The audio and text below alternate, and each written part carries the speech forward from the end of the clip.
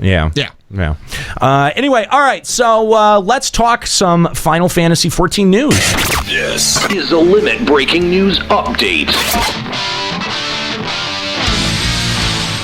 I don't think I gave. There's no way that Thor had that. There's no way. That would have no. There's no way. Literally, like you're probably just now saying news. That was an abrupt left turn right there. So good luck, Thor. Haha. Yeah. Well, after you guys colluded last week. Hey, it almost worked. But anyway, all right. We do have some FF14 news to check out. Starting with the Sephiroth battle. Sephiroth. There it is. Papa's new nickname for a hero is Daddy. Is Daddy? Papa's new nickname for a Nero is Daddy. That just got weird. Whoa. Okay. All right. Well, that's a place we don't want to go. Yeah. Thanks for that. Okay. Anyway, that production gets shorter and shorter. Yeah. All right. So we got the Sephiroth battle preview.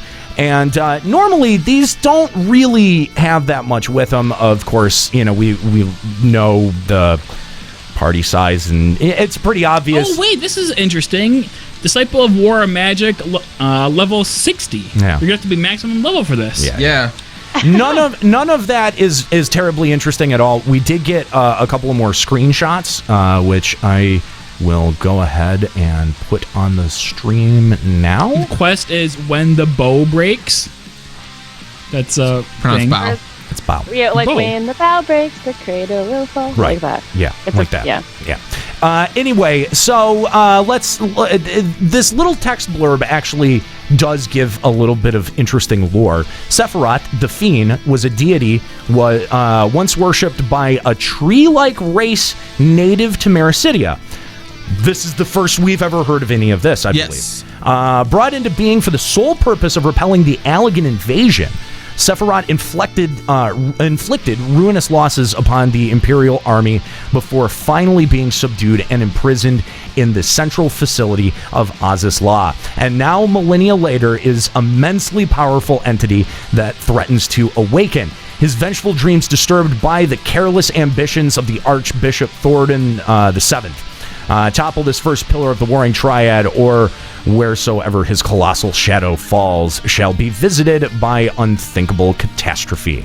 I think the interesting bit about that is where it says a deity brought into being. This is a created thing. Yeah. Well, I mean, we did know that it's basically a primal by another title.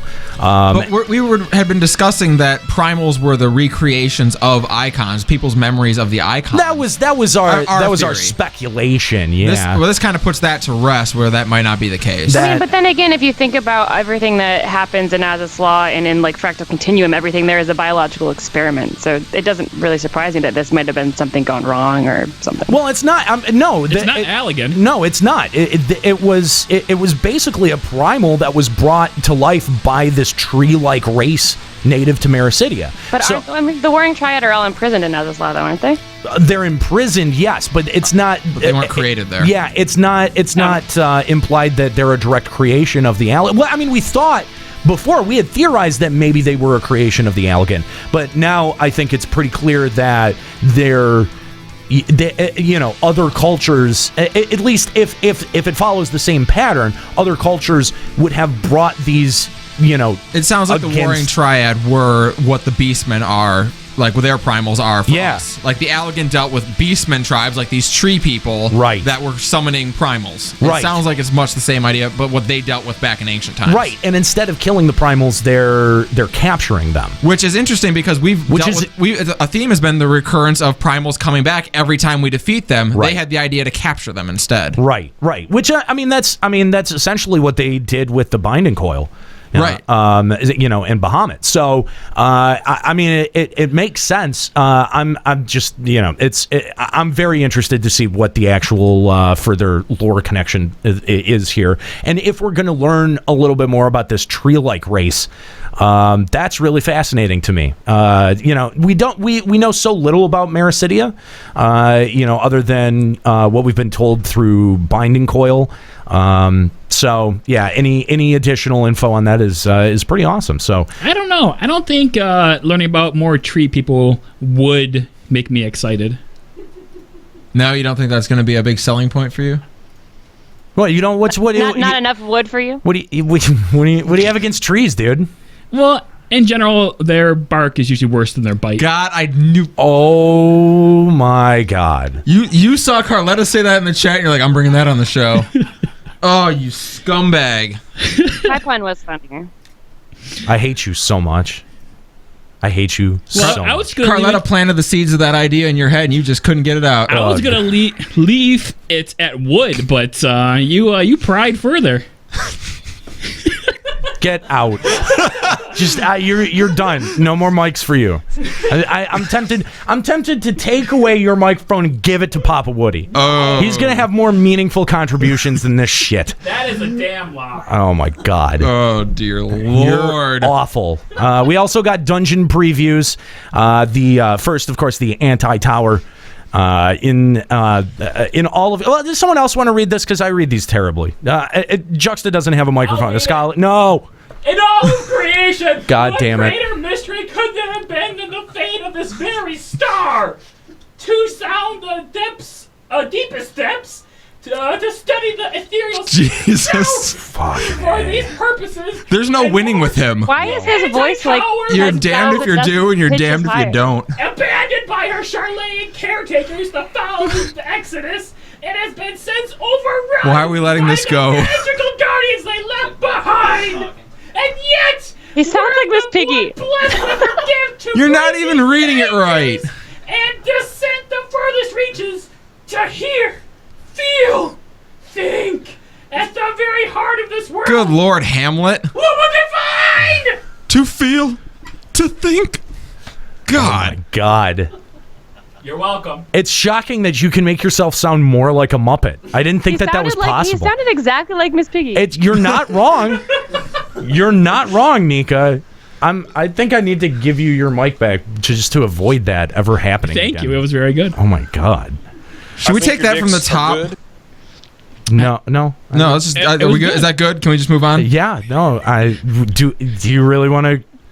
You want to go back on that one? Not particularly. I can do another read through. Oh no, absolutely not. If someone wants to, Jesus Christ, my ears. Someone go smack the fuck out of him, please. Okay, Ryuichi, we get it.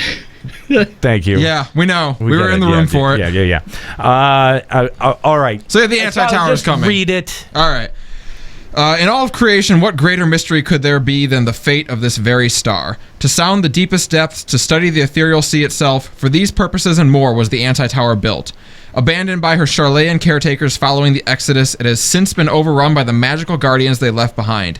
Yet were one blessed with her gift to brave these dangers and descend to the furthest reaches, to hear, feel, and think at the heart of this world, what would they find? Yeah, the Mother Crystal. It's pretty obvious. Yeah, we get it. Yeah, it's probably there. Yeah. I don't know. That's going to be interesting, and it's tied to the MSQ. So spoilers, Minfilia is down there. Probably, actually. That's not a horrible bet. We have seen that picture of her now. And it is called The World of the Mother, so... Yes. The Word of the Mother. Yes. Nika, would you like to go ahead and give us the summary for Lost City of Amdapor Hard here?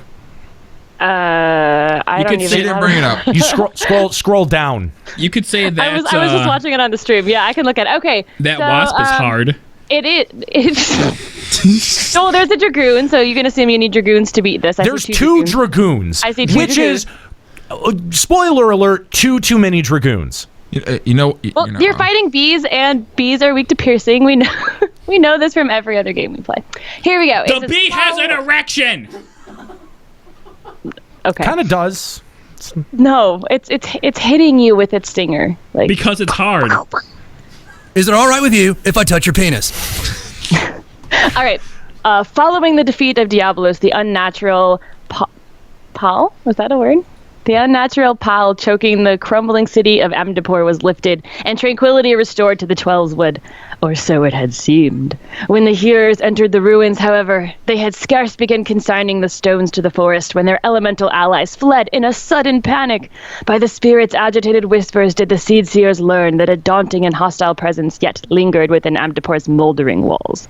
Unable to complete their ritual of cleansing, once more have the Pajals called upon your aid. Once more must you delve deep inside inside the ancient city's husk and purge its withered heart of an unknown evil. What is up with this shitty ass city that has every dark deity in existence plaguing it?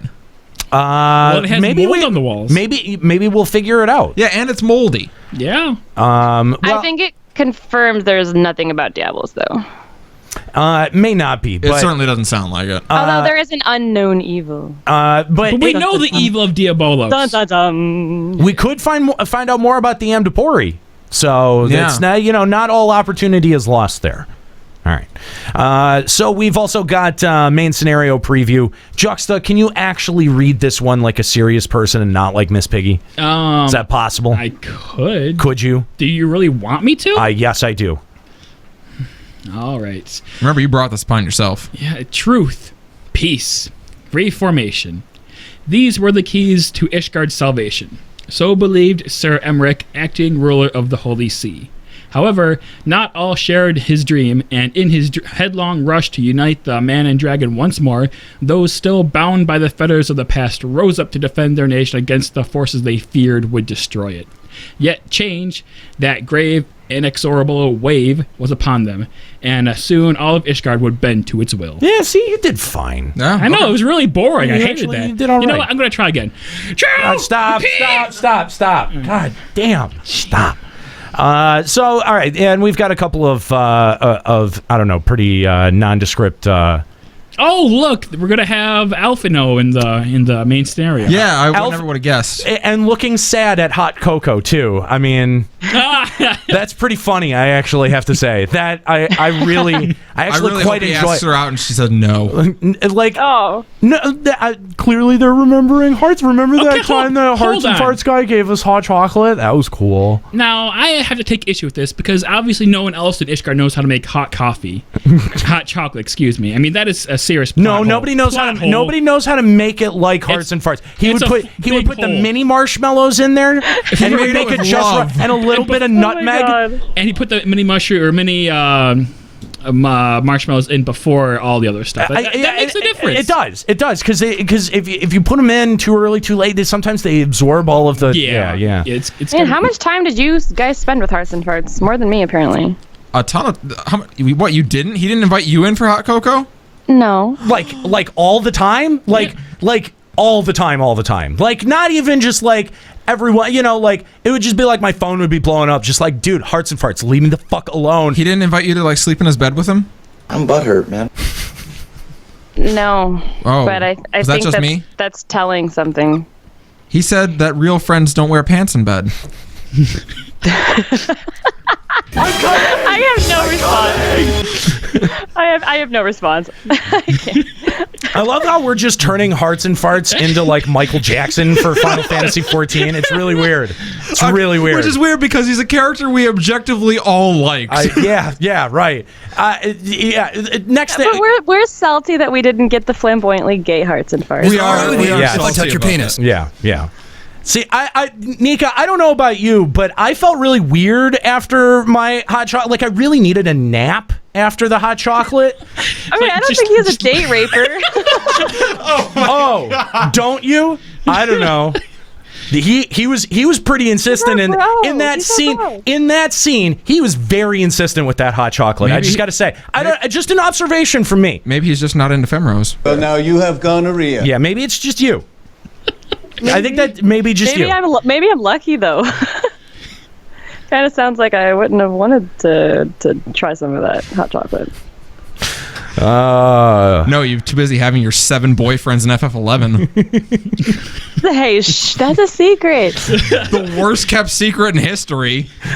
So anyway, hey, okay, you know what? What happens in Final Fantasy XI stays in Final Fantasy XI.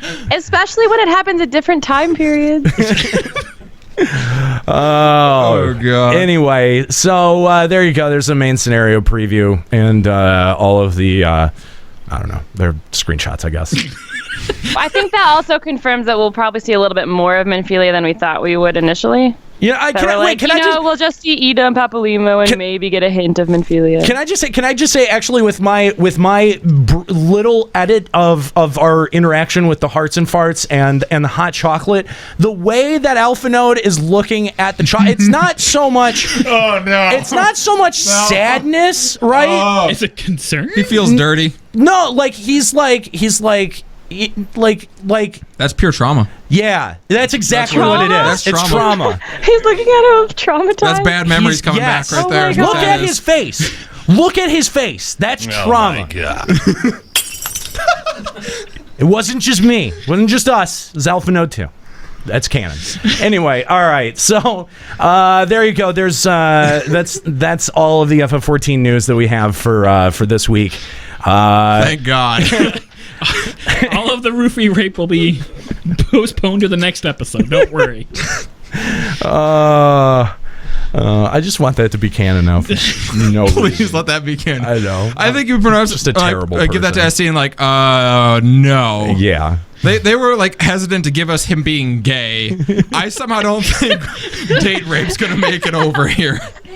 I don't know. Maybe, that's why we're so. They cut it out of Fire Emblem. They're not going to let it happen here. They went to great lengths to like make sure that was nowhere in the Sultana's backstory after we suggested it. So it was like, okay, we're not going to tell you anything about lore, but we are going to confirm the Sultana was not raped.